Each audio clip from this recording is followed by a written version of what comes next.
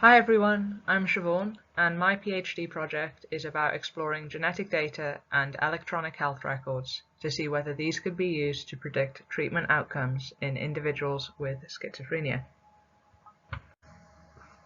So, schizophrenia is a chronic psychiatric disorder that affects about 1% of the population. It is popularly characterized by positive symptoms, including hallucinations and delusions. However, many people will also experience negative, cognitive, and motor symptoms too.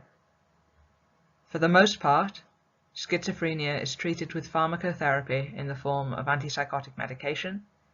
These drugs target neurotransmission in the brain in hopes of reducing primarily the positive symptoms of the disorder. Unfortunately, response to these drugs is variable and in a third of cases might not produce any benefit at all. We currently think that a range of biological and environmental factors influence treatment response in schizophrenia, and therefore we'll be looking at information from lots of different sources to see how these factors might relate to antipsychotic treatment outcomes. This will be done by exploring potential associations between symptom scales with metrics of psychiatric genetic risk, pharmacogenomic markers, and non-genetic information obtained from clinical records. This will hopefully help to expand our knowledge about the different variables that might impact individual response to antipsychotic medication, and in this way work towards maximizing their therapeutic benefits. As I mentioned, about a third of people with schizophrenia don't respond too well to standard antipsychotic drugs, and this is termed treatment-resistant schizophrenia. Clozapine is one of the only options available for people with TRS, and while it can be effective at reducing symptoms, it may also be accompanied by a decline in patient neutrophil counts, described as neutropenia, or in more severe cases, agranulocytosis. The immune suppression resulting from this neutrophil loss can be dangerous and even fatal, so all patients on clozapine undergo frequent blood monitoring to make sure their neutrophil counts are within a safe range.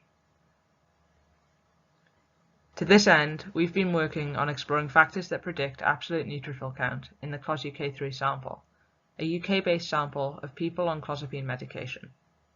And notably, this analysis was performed on a subset of the sample who don't currently have neutropenia, so otherwise healthy people.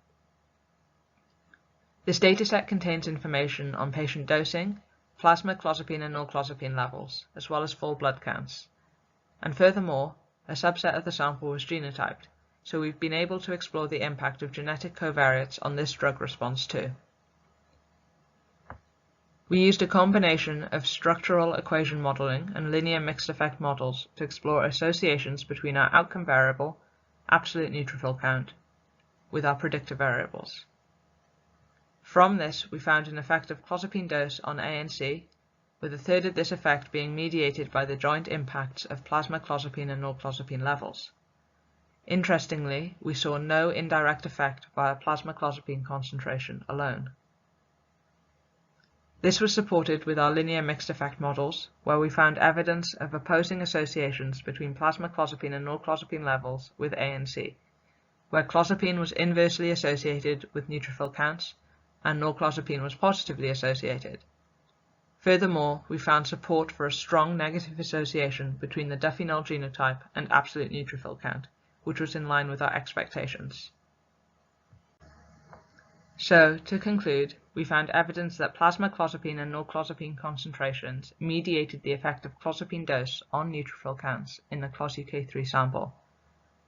Analysis with linear mixed effect models replicated some key results from past work on a previous wave of the CLOZ-UK data, giving us further confidence in our results. Unlike in previous work, no pharmacogenomic predictors were associated with ANC, with only the Duffy null genotype demonstrating negative associations with neutrophil counts. Taken together, this suggests that associations between medication variables and ANC exist even in individuals with presently healthy neutrophil levels. Hopefully, identifying the predictors underlying this severe adverse drug reaction prior to its development will help to support the safe use of clozapine and in the long term potentially widen access to the drug. Thank you all so much for listening, and apologies that I can't be here in person today. I just wanted to quickly thank my supervisors for all their help alongside Mental Health Research UK for giving me the opportunity to work on this really exciting project. Cheers!